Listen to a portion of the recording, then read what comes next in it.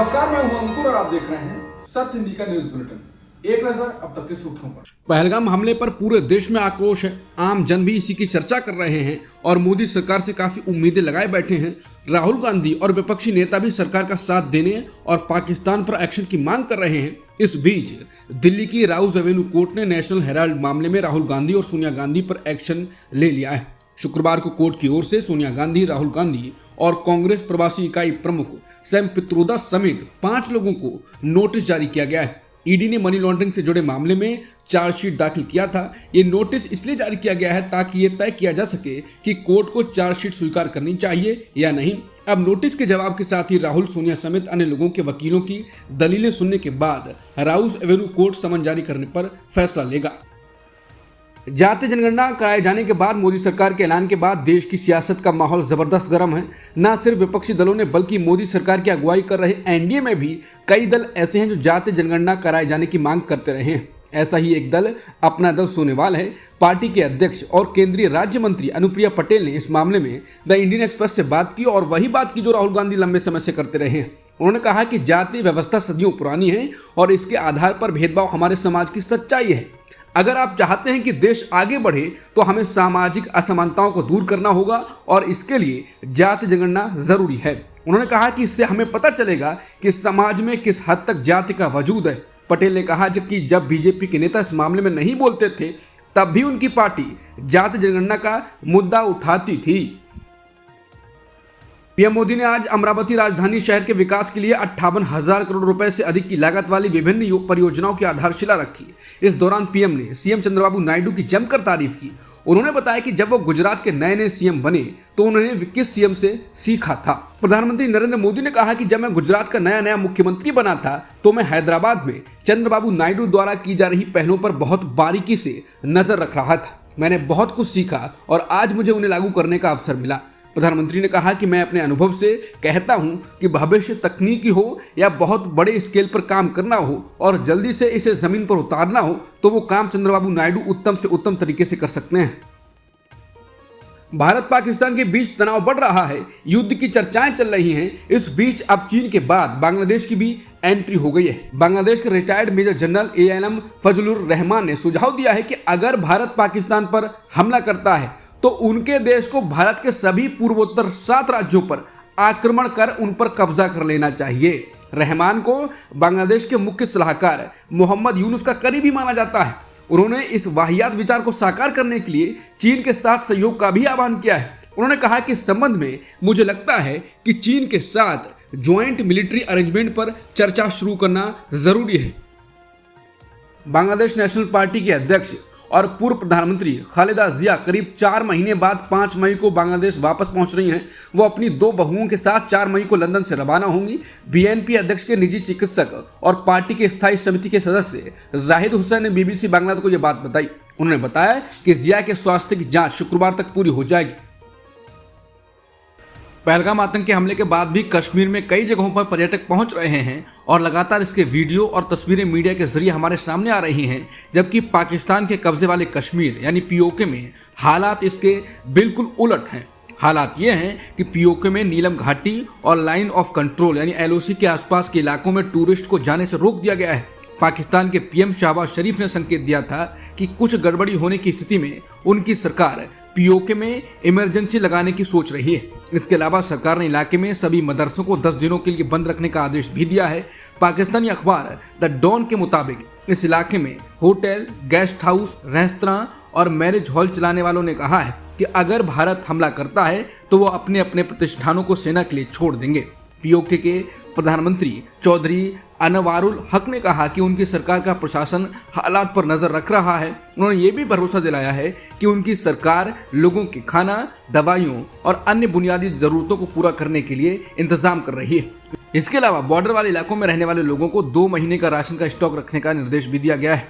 पहलगाम हमले के बाद भारत के साथ बढ़ते तनाव के बीच पाकिस्तान के प्रधानमंत्री शहबाज शरीफ और राष्ट्रपति आसिफ अली जरदारी ने किसी भी आक्रामक कार्रवाई का करारा जवाब देने की बात कही है। गुरुवार को हुई बैठक में नेताओं ने कहा कि पाकिस्तानी राष्ट्र एकजुट है और अपने सेना के पीछे खड़ा है, जो किसी भी खतरे या आक्रमण का जवाब देने में सक्षम है। रेडियो पाकिस्तान की रिपोर्ट के अनुसार शरीफ ने कतर के अमीर शेख तमीम बिन हमद अल थानी से भी बात की, जिसके दौरान उन्होंने आतंकी हमले की पारदर्शी जांच में सहयोग करने के पाकिस्तान के प्रस्ताव को दोहराया।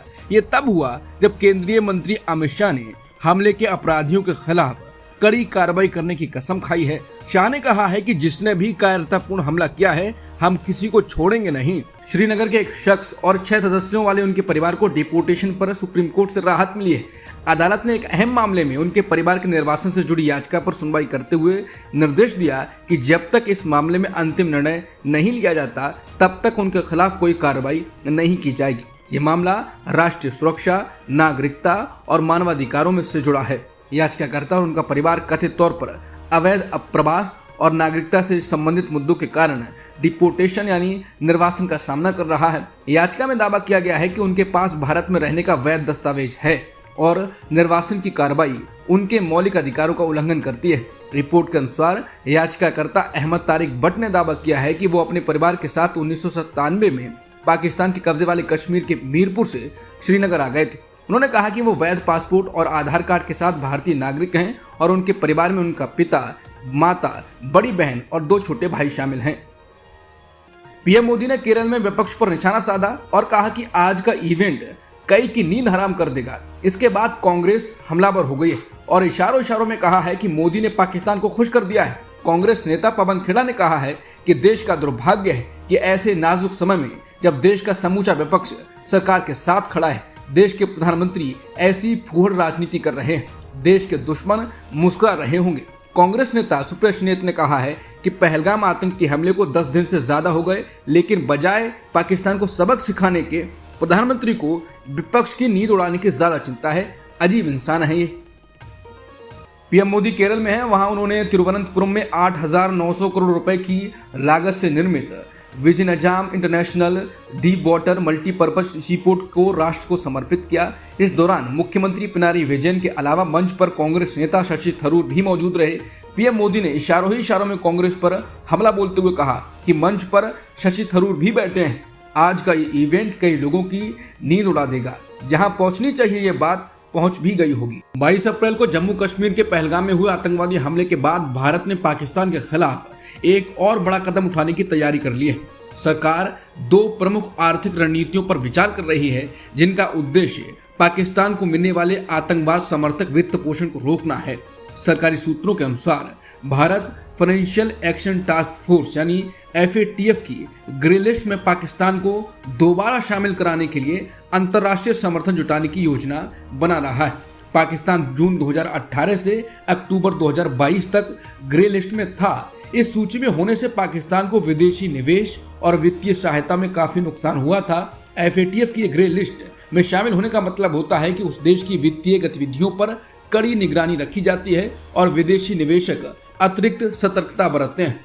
दूसरी रणनीति के तहत भारत अंतर्राष्ट्रीय मुद्रा कोष यानी IMF की ओर से पाकिस्तान को जुलाई 2024 में दी गई $7 अरब की सहायता राशि के खिलाफ आपत्ति दर्ज कराने की योजना बना रहा है। भारत का आरोप है कि पाकिस्तान इस धन का उपयोग आतंकवादी गतिविधियों के लिए कर रहा है। इससे साफ है कि भारत पाकिस्तान पर आर्थिक एयर स्ट्राइक कर रहा है। इस हथियार से हमला करना और अंतर्राष्ट्रीय स्तर पर यह करना पाकिस्तान को तोड़ने जैसा हो सकता है। बीजेपी नेता निशिकांत दुबे ने एक हानिया नाम के ट्विटर यूजर के ट्वीट पर लिखा है कि पाकिस्तान की फिल्म अभिनेत्री हानिया भी ये मानती हैं कि कश्मीर के पहलगाम में निहत्थे हिंदुओं का निर्मम हत्या पाकिस्तान के सेना प्रमुख असीम मुनीर ने करवाया। इसके समर्थन में शरीफ परिवार, भुट्टो परिवार, इमरान खान सभी एक हैं। लेकिन हमारे यहाँ कांग्रेस पार्टी के कुछ नेता, समाजवादी पार्टी के अखिलेश यादव जी के साथ विपक्ष अभी भी प्रधानमंत्री जी से हिसाब मांग रहा है। लानत है, ये अकाउंट भी हानिया के ही आईडी से चलता है। बेसब्र नहीं हुई है।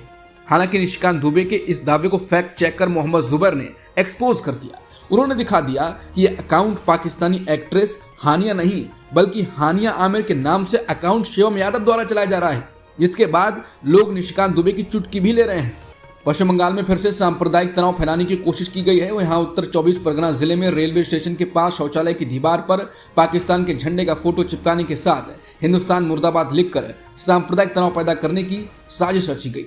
हालांकि मामले में दोनों आरोपियों को गिरफ्तार कर मामला बढ़ने नहीं दिया गया। पश्चिम बंगाल पुलिस ने इस मामले में 2 आरोपियों चंदन मालाकार और प्रोगिजीत मंडल को गिरफ्तार किया है। पुलिस के मुताबिक आरोपी राजनीतिक पार्टी के सक्रिय मेंबर हैं और सनातनी एकता मंच नाम के संगठन से जुड़े बताए गए हैं।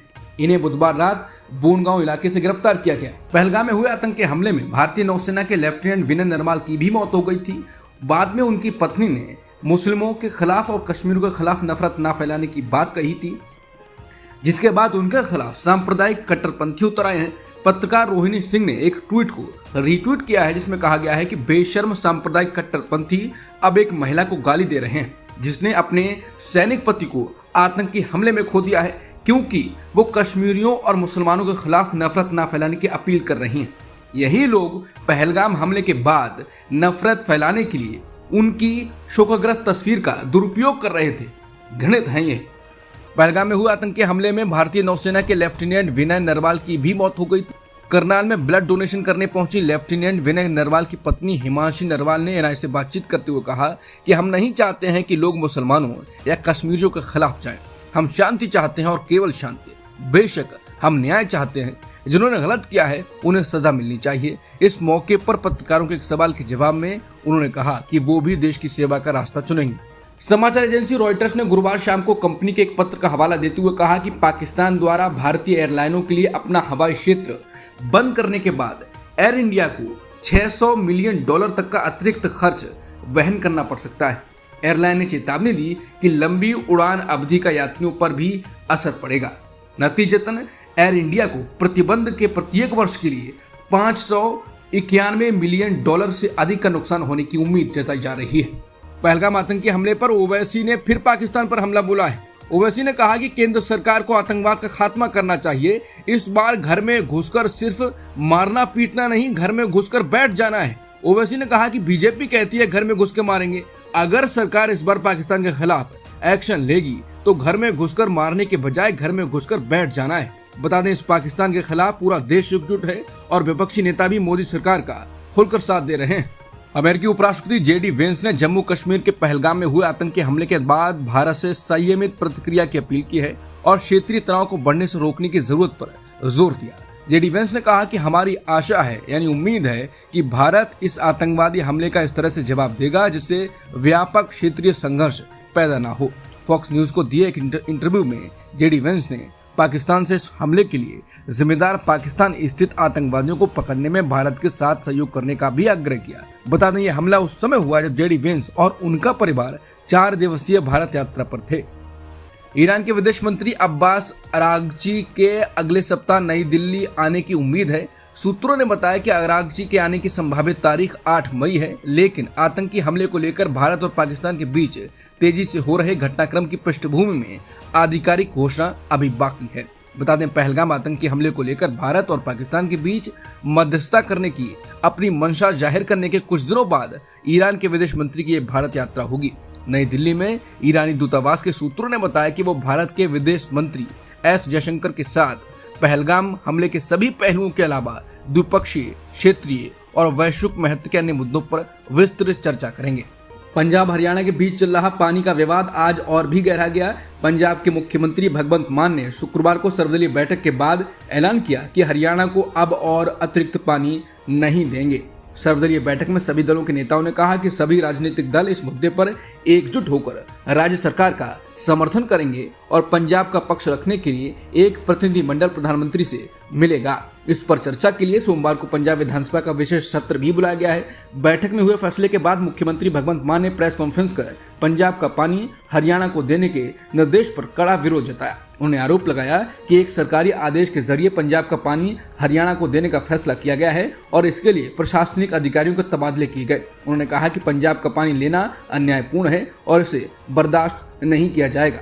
अमेरिका ईरान के बीच परमाणु समझौते को लेकर शनिवार को होने वाली चौथे दौर की वार्ता को फिलहाल टाल दिया गया। दोनों देशों के बीच वार्ता की मध्यस्थता कर रहे ओमानी विदेश मंत्री बद्र अल-बुसैदी ने इसकी जानकारी दी। उन्होंने लिखा कि बैठक की अगली तारीख की घोषणा दोनों देशों की आपसी सहमति से की जाएगी। वहीं ओमानी विदेश मंत्री के बयान पर अमेरिकी विदेश विभाग की प्रवक्ता टैमी ब्रूस ने कहा कि चौथे दौर की वार्ता में अमेरिका की भागीदारी का समय और स्थान कभी निर्धारित नहीं किया गया था। अमेरिकी राष्ट्रपति ट्रंप ने बड़ा ऐलान किया है कि ईरानी तेल या पेट्रोकेमिकल उत्पादों की सभी खरीद तुरंत बंद होनी चाहिए। कोई भी देश या व्यक्ति जो ईरान से किसी भी मात्रा में तेल या पेट्रोकेमिकल खरीदता है उस पर तुरंत ही प्रतिबंध लग जाएंगे। उन्हें किसी भी तरह से अमेरिका के साथ व्यापार करने की अनुमति नहीं दी जाएगी। अब तक की खबरों में इतना ही। बाकी खबरों के लिए बने रहिए सत्यहिंदी.com के साथ।